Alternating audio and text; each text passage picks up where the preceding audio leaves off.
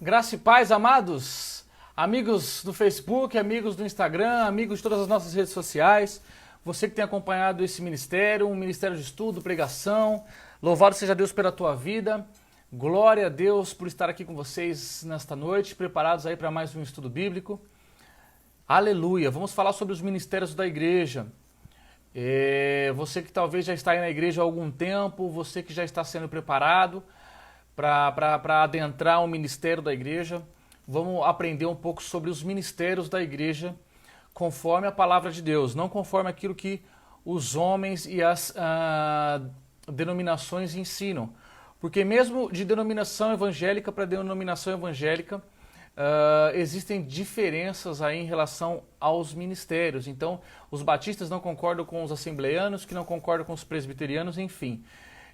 Mas o que a palavra de Deus ensina em relação a isso? E qual é a nossa visão em relação ao ministério da igreja? Amém? Nós vamos falar sobre isso agora. Aleluia! Você que já está chegando por aí, vai dando o seu like, vai curtindo aí o nosso canal, vai curtindo essa publicação, clica no coração. Aleluia! Já vai compartilhando também. Vamos falar sobre os ministérios da igreja hoje. Quais são os ministérios da igreja? Algumas denominações falam sobre pastores, outras falam que não tem mais apóstolos, que profetas não existem mais, cadê os mestres, enfim. Vamos falar sobre os ministérios da igreja, amém? Porque, como eu disse, as próprias denominações protestantes, as denominações evangélicas, elas já discordam entre si.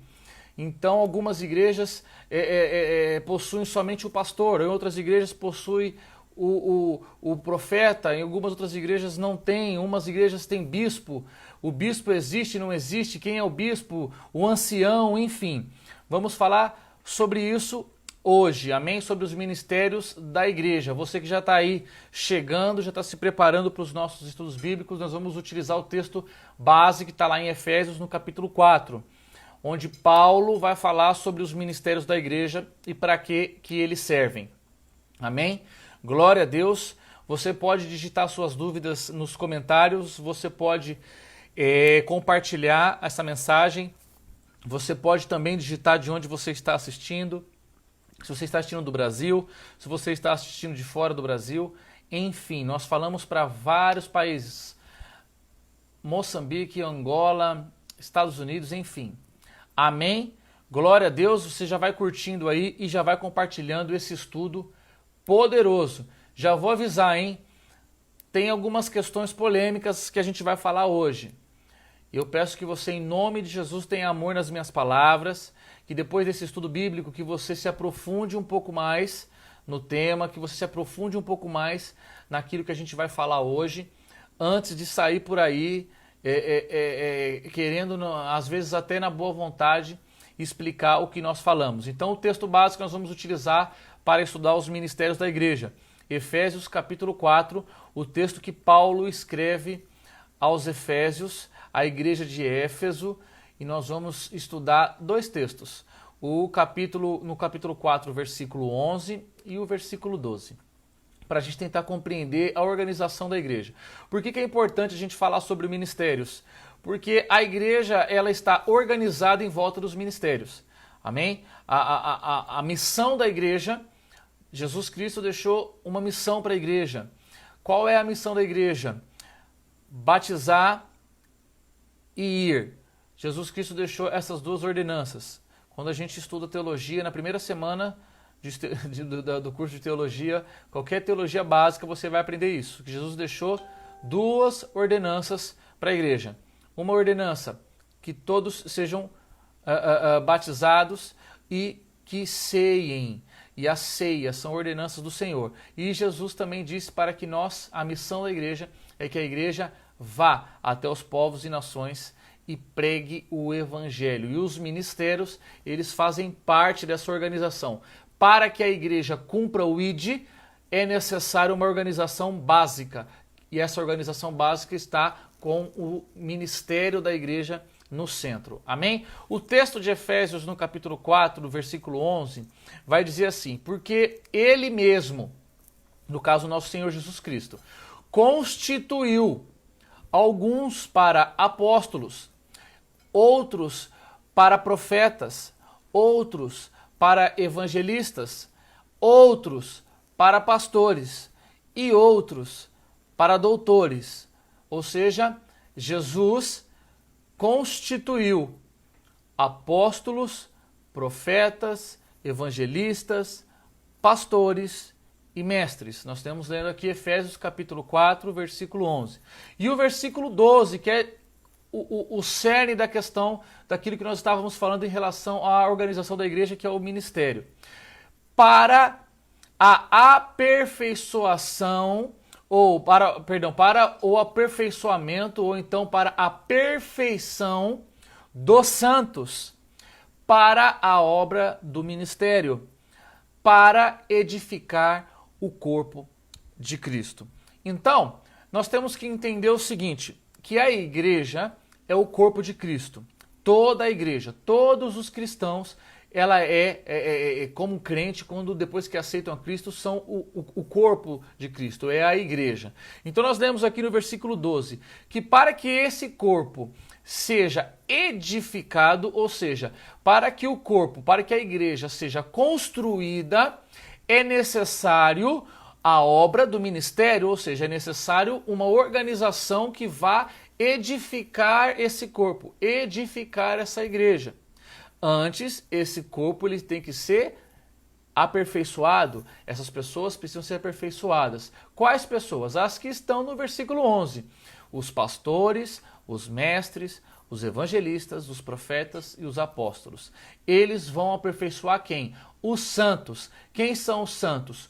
Todos os crentes. Então, é sobre isso que nós vamos falar hoje, sobre o ministério da igreja. Amém? Se você está na igreja já há algum tempo, se você almeja participar da obra de Deus de uma maneira mais efetiva, adentrar em algum ministério, você vai compreender agora qual é a nossa visão em relação a isso. Amém? Glória a Deus. Esse texto que nós lemos aqui agora em Efésios, ele é um texto emblemático, ele é um texto que vai nos ensinar sobre o plano que Deus tem para a administração da igreja enquanto ela estiver aqui nesta terra, sem o comando direto do Senhor Jesus Cristo. Ou seja, enquanto o Senhor Jesus está lá no trono de Deus, lá na Nova Jerusalém, enquanto a Nova Jerusalém não chega aqui na terra ainda, para estartar-se a manifestação do reino de Deus, porque o reino de Deus ele é aparência, ele é realidade e ele é manifestação. Então, o reino de Deus ele se divide em aparência, realidade e manifestação. A manifestação do reino de Deus ainda não aconteceu. A manifestação do reino vai acontecer quando a Nova Jerusalém chegar e o Senhor Jesus vier ao fim dos 7 anos da tribulação para impor, para manifestar o reino dele aqui nesta terra durante 1000 anos. Então, enquanto o Senhor Jesus não vem com a Nova Jerusalém, a igreja está plantada aqui na terra. A igreja, seja ela organismo, ou seja, o que é a igreja organismo? Eu e você somos igreja organismo. Ou a igreja organização. O que é a igreja organização? É a igreja que a gente conhece, como os templos, a organização da igreja, os pastores, os departamentos, enfim. E o CNPJ, a conta bancária. Isso é a igreja organização. A igreja também é organismo, ou seja, que somos nós. Amém? Então, Paulo vai citar no texto que nós lemos de Efésios, no capítulo 4, quem são os ministros. Ouça isso. Paulo vai citar lá em Efésios, no capítulo 4, versículo 11, quem são os ministros que fazem parte desse ministério, que fazem parte desse centro, desse cerne que comanda a organização da igreja, seja ela organismo, seja ela organização. Então Paulo está dizendo, olha só, Jesus levantou 5 pessoas para que essas pessoas aperfeiçoem todos os outros santos, para que esses santos então façam a obra do ministério e que edifique o corpo de Cristo. Conseguiu pegar? Ou seja, esses 5 ministros que Paulo fala no versículo 11, o apóstolo, o profeta, o evangelista, o pastor e o mestre, eles servem para aperfeiçoar os demais crentes, ou seja, para auxiliar esses demais crentes, para que eles sejam aperfeiçoados, para que eles se tornem santos, para que eles num futuro, depois que se tornarem santos, depois que eles começarem a crescer, eles também façam parte desse mesmo ministério, e aí então esse ministério junto com esses santos, nesse ciclo, vai edificar a igreja. Vai construir a igreja. Ou seja, a igreja ela vai ser construída na nossa relação homem e igreja, nesse ministério com essas pessoas. Amém? E quem são essas pessoas que a gente chama de ministério, na qual a igreja está em volta, organizada em volta? Essas 5 funções, esses 5 cargos, digamos assim, que Paulo citou em Efésios capítulo 4, versículo 11. Os apóstolos, os evangelistas, os profetas, os pastores e os mestres.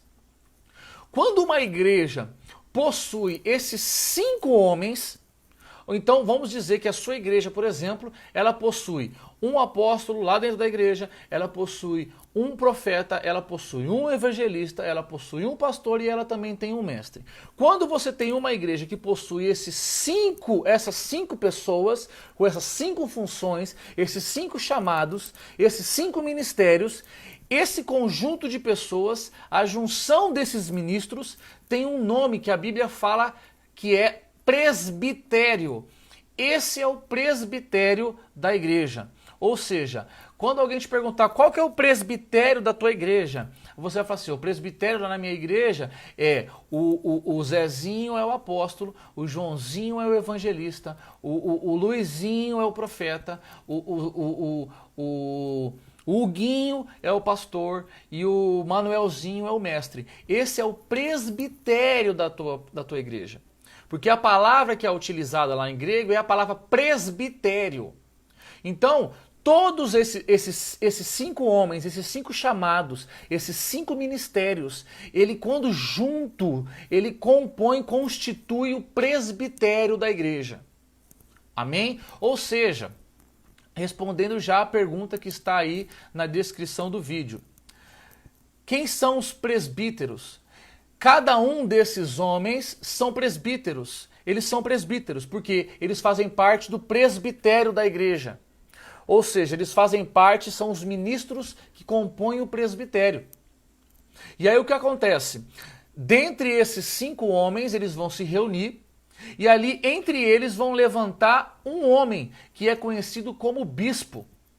Isso é o que a Bíblia ensina, esse é o padrão bíblico. Esses 5 homens que compõem o presbitério da igreja vão escolher entre eles um para liderá-los. E esse um vai ser o bispo. Esse bispo, ele pode ser o apóstolo, ele pode ser o mestre, ele pode ser o pastor, ele pode ser o evangelista ou ele pode ser o profeta. Por quê? O que significa a palavra bispo? A palavra bispo, ela significa primus inter pares. Como assim, pastor? É o primeiro, é o escolhido entre os iguais. Ou seja, primus inter pares, bispo significa escolhido entre os iguais. Ou seja, o apóstolo, o evangelista, o profeta, o pastor e o mestre, eles têm o mesmo tamanho hierárquico. Eles são iguais. Aquela escadinha que a gente aprendeu, eu pelo menos aprendi assim, onde primeiro você tem que ser obreiro, depois você tem que ser diácono, depois você vira presbítero, que não existe isso, depois você vira presbítero, que você nem é evangelista e nem é diácono, nem é ministro do evangelho e nem é diácono, enfim. Aí tem o presbítero, aí depois tem o evangelista, aí depois você chega no cargo de pastor. Isso não existe, a Bíblia não ensina isso. Ela diz que o bispo ele é o escolhido entre os iguais. Ou seja, o pastor é igual ao evangelista, que é igual ao profeta, que é igual ao apóstolo, que é igual ao mestre. Toda a igreja deveria possuir esse presbitério, esse corpo de pessoas com chamados, com ministérios, junto com os diáconos, juntos com os administradores e junto com os ministros de louvor e adoração. isso tudo compõe a seara, ou seja, compõe a frente de guia da igreja. Você não vai encontrar no Novo Testamento, você não vai encontrar nenhum tipo de organização de igreja fora disso. Que são os 5 ministros, entre eles levantam um bispo para liderá-los. Fora esses 5, existe os administradores da igreja, que pode ser um pastor que cuida das finanças, ou pode ser de repente um diácono que cuida das finanças, enfim, um administrador. Você tem os diáconos e você tem, para ajudar muito, a Bíblia vai dizer sobre aqueles ministros de louvor, que são aqueles que lideram, que compõem aí a liderança do louvor e da adoração na igreja. Então você só possui isso. O Novo Testamento só fala sobre isso. Tá? Você vai ver lá no Novo Testamento, quando Paulo fala para Timóteo, você vai ler a palavra presbítero. Só que essa palavra presbítero, ela também ela é traduzida como ancião, como anciã, como presbítera. Existem também o ministério das mulheres. Mas quando ele fala sobre essa função, ele está falando, exorta o teu presbítero, não, ele diz o presbítero no sentido de um dos ministros que compõem, um dos presbíteros que compõe o presbitério. Ele não está falando que o presbítero é uma função. Ele está dizendo para que o presbítero, ou seja, um desses 5, que inclusive pode ser mulher, então um desses 5 pode sim ser mulher. O chamado ministerial da mulher, ele é legítimo, porque em uma das traduções, lá quando Paulo fala numa das cartas para Timóteo, ele vai falar sobre presbíteros e a tradução acaba saindo como, na verdade, sai presbítero, mas o original é anciã. Ou seja, é uma mulher que compõe o presbitério. Qualquer uma das 5 funções do presbitério. Amém? Foi assim que Deus planejou e foi assim que foi escrito no Novo Testamento. Mas não é isso que a gente tem visto. Muito provavelmente, eu confesso para você que eu frequento a igreja já há muitos anos, eu nasci, nasci dentro de um berço evangélico, digamos assim, e eu nunca vi, eu tenho 35 anos, então tem pelo menos, tem pelo menos 25 anos que eu acompanho a igreja, e eu nunca vi uma igreja, não conheço uma igreja, pelo menos não pessoalmente ainda, que possui esse presbitério. Não conheço. Pode ser Assembleia de Deus, pode ser Igreja Batista, Igreja Evangélica Quadrangular, que são as 3 das quais eu já fui membro. Não conheço Renascer. Não conheço nenhuma igreja que possui esses 5 homens, esses 5 chamados dentro da mesma igreja. E que dentre esses 5, um deles foi levantado bispo por eles mesmos, ou seja, uma votação interna. Eu não conheço esse sistema, mas é esse sistema que a Bíblia ensina. A gente não vê isso. Eu tenho certeza que na sua igreja não é. Se na sua igreja for assim, você escreve aí nos comentários em nome de Jesus para a gente poder saber qual é a igreja que faz aí conforme as escrituras nos ensinam. Esse sistema que a gente conhece mais pentecostal, onde existe a pessoa, o chamado, a função do presbítero, isso é um erro centenário instituído pelo pentecostalismo, pelas igrejas pentecostais, em especial a Assembleia de Deus. Então não existe, a Bíblia não fala quais são as funções do presbítero, porque o presbítero é um dos 5 ministros que compõem o presbitério. Essa é a ideia de Paulo quando ele manda a carta para Timóteo, explicando as funções, o que cada ministro tem que ser, como que deve ser, que governe muito bem a tua casa, que não seja dado ao vinho, enfim. Você conhece o texto. Então, o ministério, você trabalha na igreja, você atua na igreja, você tem algum ministério, você tem algum chamado? Sim, eu sou presbítero. Não tem. Você precisa estar ou dentro desses 5 ministérios que a gente falou, ou você é diácono ou ministro de louvor, ou você é um administrador da casa de Deus. Amém? E Paulo vai falar também sobre os obreiros, que geralmente são aquelas pessoas que estão iniciando o seu chamado na igreja, então eles vão conhecer ainda a administração eclesiástica, enfim. Amém? Ouça isso. Esse presbitério que a gente conhece como ministério, ele é composto por pessoas, tá? Então são pessoas que receberam de Deus determinados dons. Por quê? Deus, ele dá dons para a igreja. Ou seja, Deus ele dá dons para as pessoas, capacidades específicas para cada pessoa. Amém? Deus não vai falar, olha, eu vou mandar um profeta para a igreja X. Não. Deus ele vai primeiro, ouça isso, ele vai dar um dom para as pessoas. Eu recebi alguns dons que Deus deu para mim. Você recebeu alguns dons que Deus deu para você, algumas capacidades, algumas habilidades, que isso você já recebeu desde sempre. Isso faz parte da tua vida. Amém? Deus deu isso para você. Como que desenvolve-se um ministério? Você então, depois que entra na igreja, depois que você já aceita Cristo, que você passa pelas águas do batismo, que você já participa da ceia, que você agora já faz parte do corpo da igreja, que você já ama os seus irmãos, que você já vive uma vida junto com os seus irmãos. Então agora você vai passar para um novo nível, porque você vai pegar suas capacidades, você vai pegar suas habilidades, aquilo que Deus colocou só para você. E então você vai aperfeiçoar isso dentro da igreja para que seja descoberto então qual é o teu ministério. Conseguiu entender? Então, olha só, vou repetir, porque é importante que você tenha isso bem claro, porque hoje não é feito assim.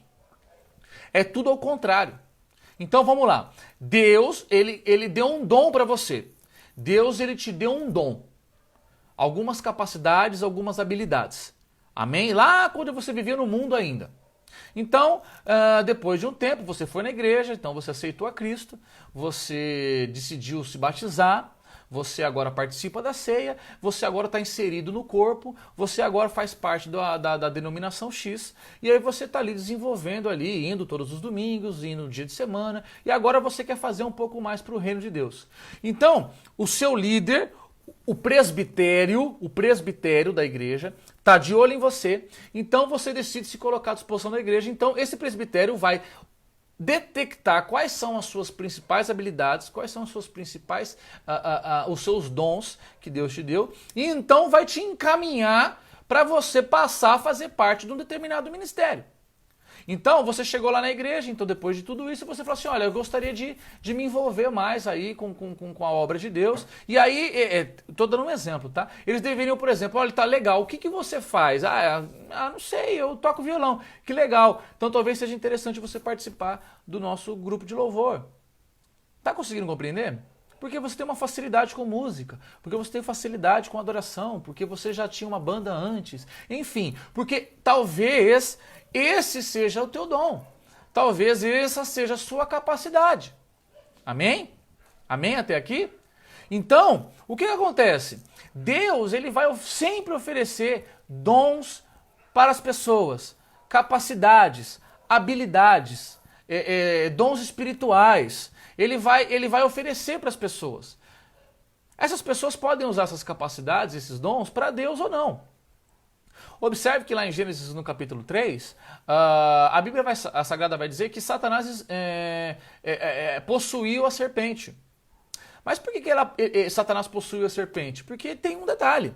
Porque a serpente era o animal mais astuto que tinha no jardim. Quem criou a serpente?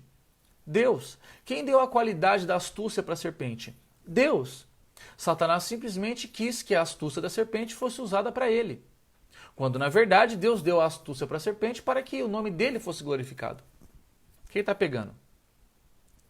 Você vai comentando aí? Na tua igreja é assim também? Então, olha só. Nós lemos no texto. Deus, ele oferece dons para as pessoas, oferece capacidades para as pessoas. Então essas pessoas, elas precisam pegar essas capacidades, esses dons, e oferecerem para a obra de Deus, para que a obra de Deus seja edificada, para que o corpo de Cristo cresça e Deus seja glorificado. Amém? Então, não faz muito sentido, se você tem um dom para fazer X coisa, você começar a fazer Y coisa na igreja. Pode até funcionar. Mas não é o ideal, porque Deus te deu o dom X para você realizar a tarefa X. Amém? Porque a igreja serve para quê? A igreja ela serve basicamente para 3 pontos. Quais são os 3 pontos? Primeiro, para a comunhão dos santos. Ou seja, para a comunhão dos crentes. Quem são os santos? Os crentes. Quem são os filhos? Os crentes. Então a igreja ela serve primeiro para que os filhos de Deus, para que os santos estejam juntos, em comunhão, para que os crentes estejam amando-se uns aos outros, dividindo lutas, orando uns pelos outros, participando da ceia, do dividir do pão. A igreja serve primeiro para isso, para que haja comunhão entre os filhos de Deus, é como uma família. Amém? Segundo, para que essa família seja aperfeiçoada, nós lemos agora em Efésios capítulo 4, versículo 12, para que esses crentes sejam aperfeiçoados, ou seja, lembra, para a aperfeiçoação dos santos, para que esses santos sejam aperfeiçoados ali na igreja e que depois eles façam o quê? Cumpram a terceira meta, que é o ID. Ou seja, depois de aperfeiçoados, esses homens vão lá no mundo buscar mais pessoas, para trazer mais pessoas, mais santos, para orarem juntos, para dividirem luta juntos, para partir o pão junto, para batizar-se, para amar-se, para orar um pelos outros, para depois, esse mesmo grupo que foi resgatado lá fora, ser aperfeiçoado, para depois ir lá fora, buscar mais gente, para trazer para cá, para poder se amar, para ter comunhão, para orar um pelos outros, para dividir lutas, para depois ser aperfeiçoado, para depois esse mesmo grupo aqui ir lá buscar mais gente lá fora e assim por diante. Quem está pegando? Esse é o intuito da igreja.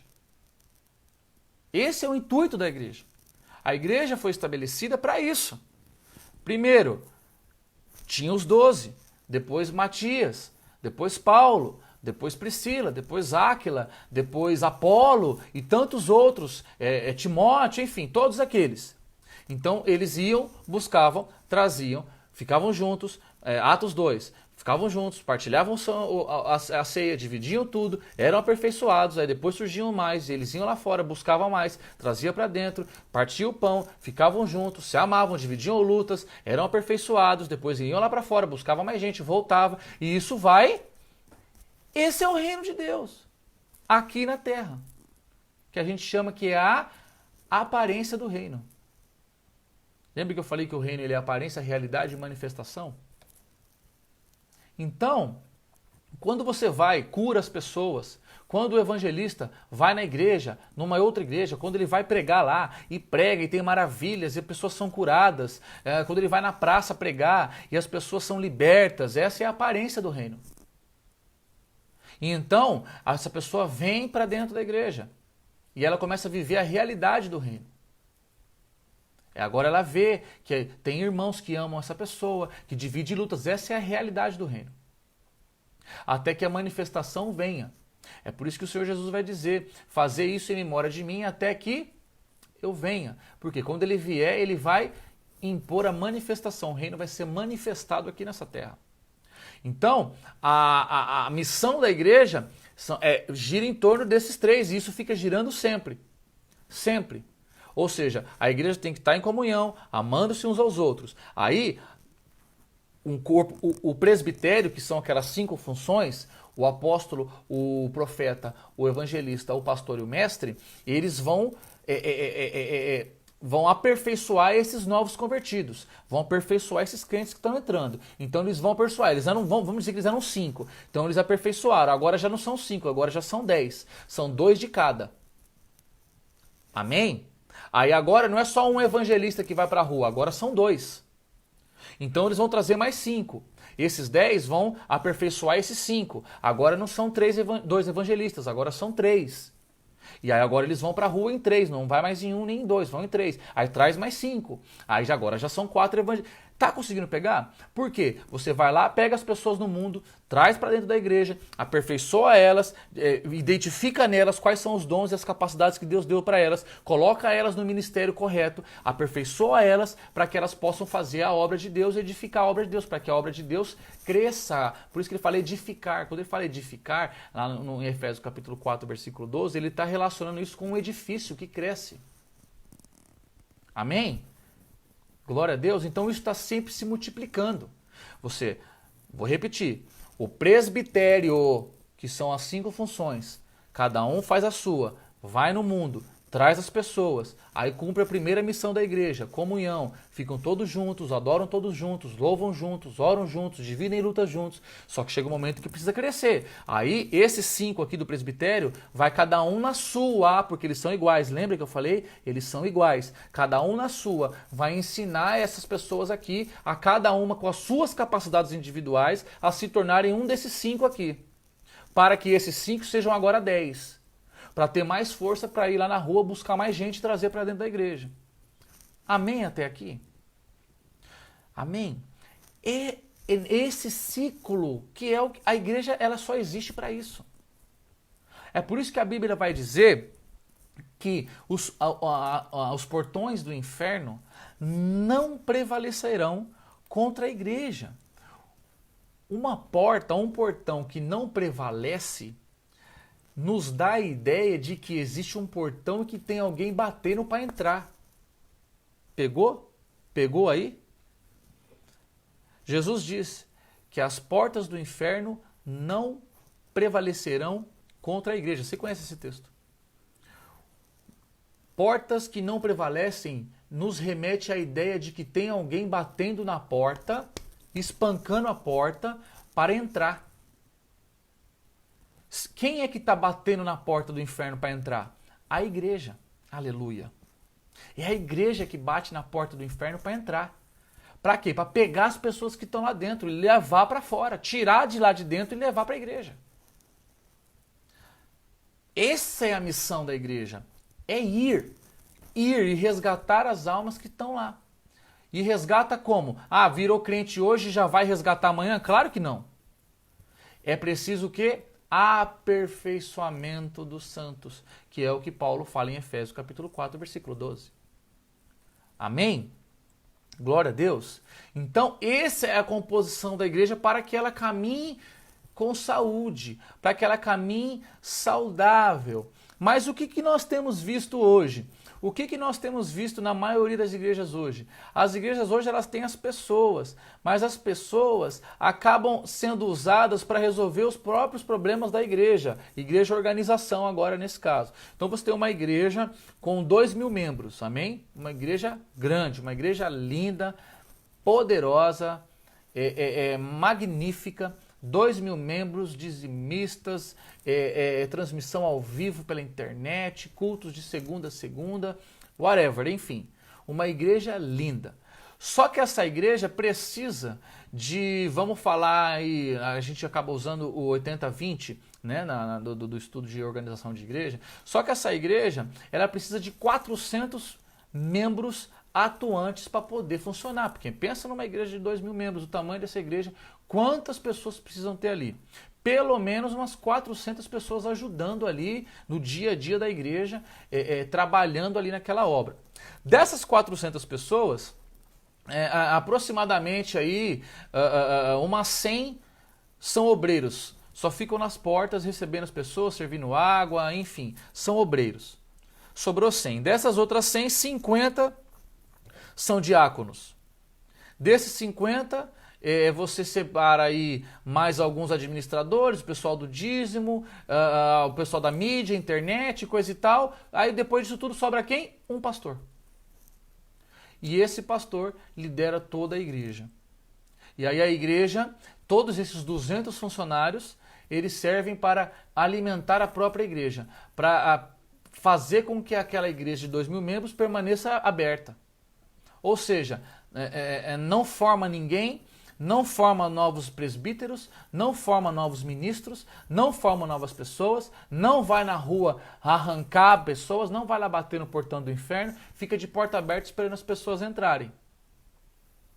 Com 200 pessoas que ficam lá também sem ser aperfeiçoadas. Com 200 pessoas que acham que estão fazendo a obra de Deus. Pessoas capacitadas, porque Deus deu capacidade para essas pessoas. Pessoas com dons, porque Deus deu dons para essas pessoas.